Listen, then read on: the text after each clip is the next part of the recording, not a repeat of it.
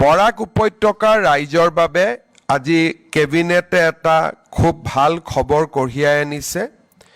শিলচৰৰ যিটো main road আমি যাক NH 306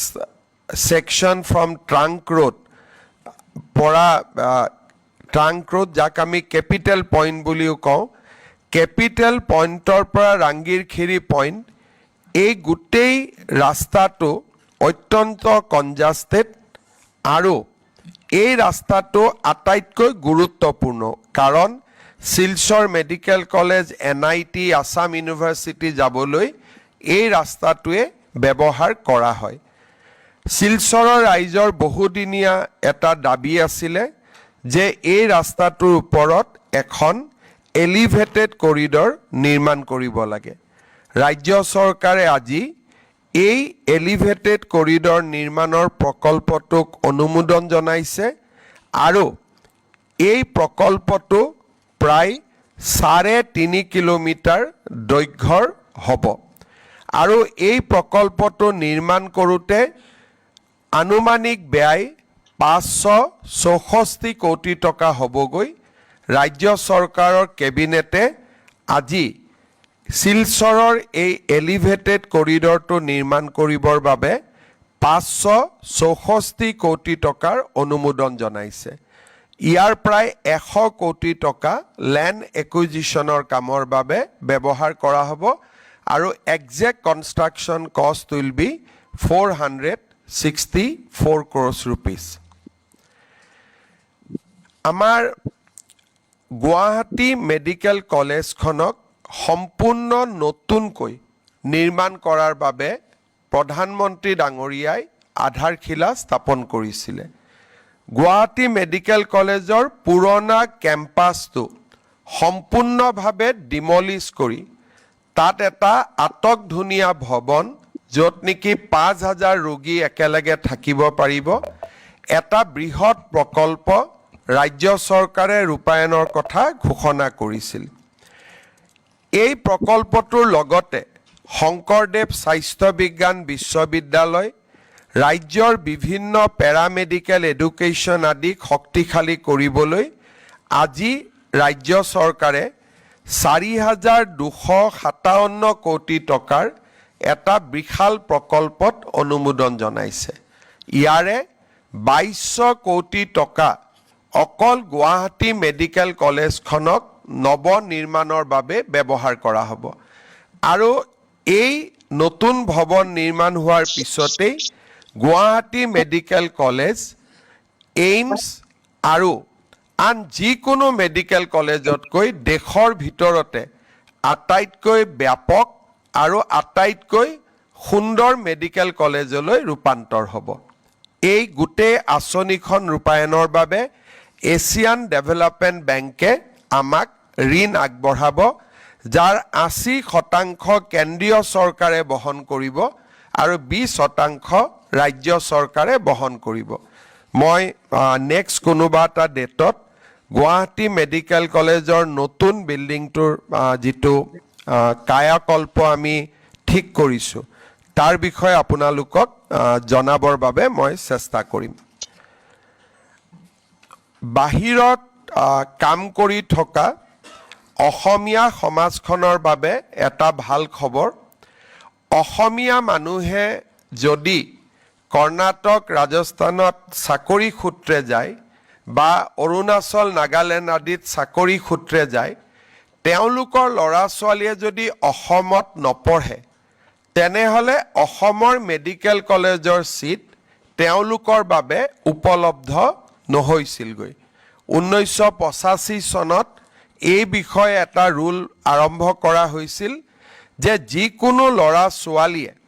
অসমত মেডিকেল পঢ়িবলৈ আপ টু দ্য মেট্ৰিকুলেশ্যন অসমত তেওঁলোকে পঢ়িবই লাগিব। ইয়াৰ ফলত অসমৰ যদি কোনো সেনাবাহিনীৰ জোৱান আছে, CRPFৰ জোৱান আছে, অসমৰ যদি কোনো ল'ৰা ছোৱালীয়ে কেন্দ্ৰীয় চৰকাৰত কাম কৰে আৰু চাকৰি সূত্ৰে তেওঁলোকৰ ল'ৰা ছোৱালীয়ে যদি অসমৰ বাহিৰত পঢ়িব লাগিছিলে তেওঁলোকে অসমৰ মেডিকেল কলেজত চিট পোৱাৰ পৰা বঞ্চিত হৈ থাকিবলগীয়া হৈছিল ৰাজ্য চৰকাৰে আজি এটা সিদ্ধান্ত গ্ৰহণ কৰে যে যদি বাহিৰত কাম কৰা ব্যক্তিজনৰ 3টা প্ৰজন্ম অসমত আছিলে তাৰ মানে তেওঁলোকৰ দেউতাক মাক আজু ককা 3টা প্ৰজন্ম যদি অসমৰ হয় তেনেহলে তেওঁলোকৰ ল'ৰা ছোৱালী এতিয়াৰ পৰা অসমৰ মেডিকেল কলেজত পঢ়িব পাৰিব অসমৰ হাইস্কুলতে পঢ়াটো এতিয়াৰ পৰা মেন্ডেটৰী নহব খালি কন্ডিশন এটাই যে তেওঁলোক 3টা প্ৰজন্মৰ অসমীয়া হ'ব লাগিব 71 চন হলে নহব তেওঁলোকে 3টা প্ৰজন্ম তেওঁলোকৰ দেউতাক মাক অসমৰ হ'ব লাগিব আৰু যেহেতু এতিয়া আমাৰ অসমত মেডিকেল সিট 1800 লৈকে যাব পাৰিছে এই সিদ্ধান্তই কাকো ক্ষতি নকৰে কাৰণ এতিয়া আমি দেখা পাইছো যে আমাৰ অপৰ্যাপ্ত মেডিকেল সিট আমি নিৰ্মাণ কৰিব পাৰিছো আজি কেবিনেটে মেডিকেল এডমিশনৰ ক্ষেত্ৰত অৰুণাচল প্ৰদেশত বাস কৰা মৰাণ জনগোষ্ঠীৰ লোকসকলক অসমৰ স্থায়ী বাসিন্দা হিচাপে গ্ৰহণ কৰিবলৈ সিদ্ধান্ত গ্ৰহণ কৰে তাৰ মানে অৰুণাচল প্ৰদেশৰ মৰাণ জনগোষ্ঠীৰ লোকে এতিয়া অসমত মেডিকেল পঢ়াৰ সুবিধা লাভ কৰিব আৰু they will be treated as Assamese আজি কেবিনেটে এই গুৰুত্বপূৰ্ণ সিদ্ধান্তটো গ্ৰহণ কৰে আজিৰ কেবিনেটত ৰাজ্যৰ নৱমমান শ্ৰেণীৰ 3,11,614 গৰাকী ছাত্ৰ ছাত্ৰীক একোখনকৈ বিনামূলীয়া বাইচাইকেল দিয়াৰ বাবে সিদ্ধান্ত গ্ৰহণ কৰে আৰু কেবিনেটে এই আঁচনিটো ৰূপায়ণৰ বাবে 130 কোটি টকাৰ অনুমোদন জনায় আজি কেবিনেটে আমাৰ মহাবিদ্যালয়সমূহত অলপতে হৈ যোৱা যি নামভৰ্তি আছিলে সেই নামভৰ্তিত 1,75,817 জন ছাত্ৰ ছাত্ৰীয়ে গ্ৰেজুৱেট ষ্ট্ৰীমত বিনামূলীয়া নামভৰ্তি কৰিবলৈ সক্ষম হয় এওঁলোকে নামভৰ্তি বিনামূলীয়াকৈ কৰিলেও নামভৰ্তিৰ ফিজ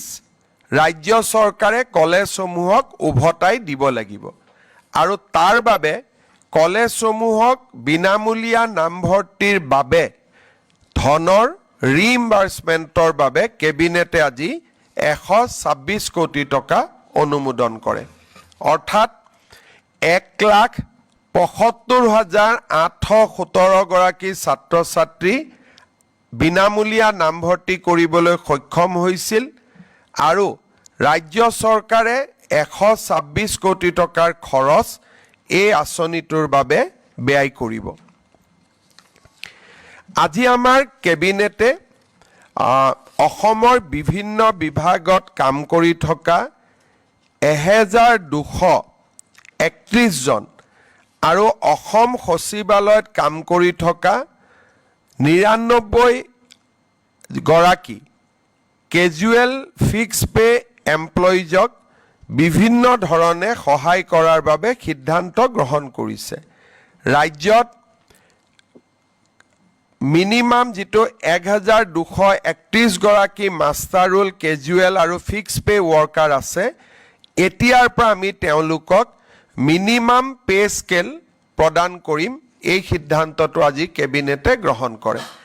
আনহাতে আমাৰ অসম সচিবালয়ত কৰ্মৰত 99 গৰাকী ফিক্স পে ষ্টাফক আজি আমি তেওঁলোকৰ দৰমহা প্ৰথম বৰ্তমান তেওঁলোকে 9,000 পায় আমি 9,000ৰ পৰা 16,400 টকালৈকে বৃদ্ধি কৰিছো আপোনালোকে জানে যে অহাকালি আমাৰ সমগ্ৰ ৰাজ্যতে অৰুণোদয় আঁচনিৰ তৃতীয় সংস্কৰণ শুভাৰম্ভ হ'ব ৰাজ্যৰ 30 লাখ লোকে এই অৰুণোদয় আঁচনিৰ ধন কালিৰ পৰা পাবৰ বাবে আৰম্ভ হ'ব অৱশ্যে বিটিসিৰ সিলেকশনৰ প্ৰক্ৰিয়া এতিয়াও চলি আছে সেইবাবে BTCৰ হিতাধিকাৰীসকলক পুঁজি দিওঁতে আৰু কিছু পলম হ'ব কিন্তু অহাকালি যি 30 লাখ আই মাতৃয়ে অৰুণোদয় আঁচনি লাভ কৰিব এই অৰুণোদয় আঁচনিত আমি আৰু এটা নতুন সংশোধনী আনিছোঁ আমাৰ যিবিলাক জীৱিকা সখী বাইদেউ আছে গাঁৱত তেওঁলোকক কেতিয়াবা জীৱিকা সখী বুলি কয় কেতিয়াবা পশু সখী বুলি কয় কেতিয়াবা বেংক সখী বুলি কয় আসাম ষ্টেট ৰুৰেল লাইভলিহুড মিছনত কাম কৰা কমিউনিটি কেডাৰৰ সকলো জীৱিকা সখী বেংক সখী বাইদেউক আমি ডিৰেক্টলি অৰুণোদয় আঁচনি প্ৰদান কৰিবলৈ সিদ্ধান্ত গ্ৰহণ কৰিছোঁ ইয়াৰ ফলত বেংক সখী জীৱিকা সখী বাইদেউসকলেও তেওঁলোকে পাই থকা যি পুঁজি বা বেতন তাৰ লগত অতিৰিক্তকৈ আৰু 1250 টকা লাভ কৰিব এই সিদ্ধান্তৰ দ্বাৰা অসমৰ 14,000 সখী বাইদেউ উপকৃত হ'ব আজি কেবিনেটত আমি এটা যথেষ্ট ডাঙৰ সিদ্ধান্ত গ্ৰহণ কৰোঁ আপোনালোকে জানে যে ইমান দিনে NPS OPS ৰাজ্য চৰকাৰৰ কৰ্মচাৰীসকলৰ বাবে এটা আলোচনাৰ বিষয়বস্তু আছিলে ভাৰত চৰকাৰে এটা সিদ্ধান্ত গ্ৰহণ কৰিছিল যে 25 বছৰ কাম কৰি থকা যিসকল চৰকাৰী কৰ্মচাৰী তেওঁলোকে যেতিয়া ৰিটায়াৰমেণ্ট হয় তেওঁলোকক আমি পুৰণি পেঞ্চন আঁচনিৰ দৰেই আমি পেঞ্চন প্ৰদান কৰিম আৰু যিসকলে 10 বছৰ কাম কৰি তেওঁলোকে ৰিটায়াৰমেণ্ট হ'ব লগা হয় তেওঁলোকৰ কাৰণেও আমি পেঞ্চনৰ ব্যৱস্থা কৰিম আৰু পেঞ্চনৰ লগতে তেওঁলোকে ডিএ আদিও লাভ কৰিব আৰু এই নতুন স্কিমটোৰ নাম দিছিলে ইউনিফাইড পেঞ্চন স্কিম তাৰ মানে OPS আৰু NPS দুইটাৰে সামঞ্জস্য ৰাখি ভাৰত চৰকাৰে চৰকাৰী কৰ্মচাৰীসকলক নিশ্চিতভাৱে পেঞ্চন প্ৰদান কৰিবলৈ ইউনিফাইড পেঞ্চন স্কিম আৰম্ভ কৰিছিল দেশৰ 4খন ৰাজ্যই ইউনিফাইড পেঞ্চন স্কিম এতিয়ালৈকে গ্ৰহণ কৰিছে আজি আমাৰ ৰাজ্য চৰকাৰেও এই ইউনিফাইড পেঞ্চন স্কিম অসমৰ চৰকাৰী কৰ্মচাৰীসকলৰ বাবে এডপ্ট কৰে ইয়াৰ ফলত ৰাজ্যত বহু দিনৰ পৰা চলি থকা NPS আৰু OPSৰ বিতৰ্ক সামৰণি পৰিব যিসকলে NPSত থাকিব খোজে বিশেষকৈ যিসকল ডেকা লৰা নতুনকৈ নিযুক্তি হৈছে তেওঁলোকে NPSতে বেনিফিট বেছিকৈ পাব UPSতকৈও কিন্তু আমি দুইটা অপচন তেওঁলোকৰ বাবে খুলি দিছো যে তেওঁলোকে নিজে বিচাৰিলে NPSতো থাকিব পাৰিব বা তেওঁলোকে UPSতো যাব পাৰিব UPSলৈকে যোৱা মানে তেওঁলোকে নিশ্চিত পেঞ্চন OPSৰ লোকসকলে যেনেকৈ পাই আছিলে ওল্ড পেঞ্চন স্কিমৰ UPSত গলে তেওঁলোকে নিশ্চিতভাৱে পেঞ্চন লাভ কৰি থাকিব আজি এই আঁচনিখন ৰাজ্য চৰকাৰৰ কেবিনেটে গ্ৰহণ কৰে আৰু এবছৰৰ ভিতৰত কৰ্মচাৰীসকলে সিদ্ধান্ত ল'ব পাৰিব যে আমি NPSত থাকিম নে আমি UPSলৈকে যাম ইয়াৰ ফলত ৰাজ্যত চলি থকা বা দেশত চলি থকা এটা বহুদিনীয়া বিতৰ্কৰ সামৰণি পৰিব বুলি আমি আশা কৰিছো আজি কেবিনেটত কেইটামান আৰু গুৰুত্বপূৰ্ণ আমি সিদ্ধান্ত লৈছো এটা হৈছে ধুবুৰী